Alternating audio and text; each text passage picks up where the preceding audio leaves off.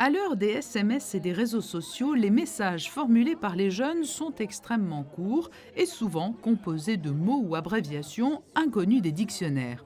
Et pourtant, le goût pour l'écriture ne se perd pas à Monaco grâce notamment à l'association Les Rencontres littéraires Fabien Boisson qui le cultive.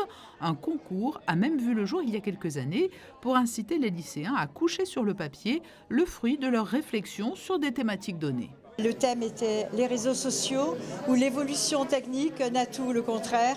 Et je vous assure, chaque année je le dis, mais je ne me répète pas, ils nous ont surpris. Et puis je suis tellement heureuse, ça fait 6 ans. Et 6 ans avec une progression et avec des élèves que nous suivons. Parce que certains des années précédentes nous recontactent et certains nous ont dit que d'avoir participé à ce concours a été pour eux une révélation. Une quinzaine de jeunes lycéens issus de FANB, du lycée Albert Ier et du lycée technique et hôtelier se sont pris au jeu avec brio. Ils viennent de dédicacer leur travail respectif à la Galerie L'Entrepôt, une nouvelle expérience pour eux. Pour moi, écrire est quelque chose de très important.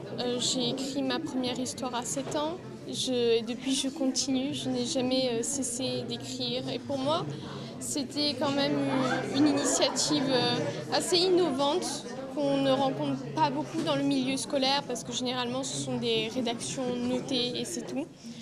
Et j'ai trouvé ça assez original et de pouvoir s'exprimer sur des sujets qu'on n'aborde pas souvent parce qu'ils sont assez modernes et j'ai vraiment aimé pouvoir m'exprimer là-dessus. La poésie n'est pas perdue et qu'on peut utiliser pour montrer les sentiments. J'ai vu le sujet, j'ai été inspirée et j'ai décidé de participer au concours. Alors justement, de quelle manière t'es-tu inspirée de ce sujet? Qu'as-tu voulu raconter? J'ai voulu raconter ce que je vivais moi à travers les réseaux sociaux et partager mes expériences. Voilà. Le nom du lauréat ou de la lauréate de cette édition 2018 du concours littéraire sera connu lors du 7e Salon du Livre de Monaco qui se tiendra le 15 avril au Méridien Beach Plaza.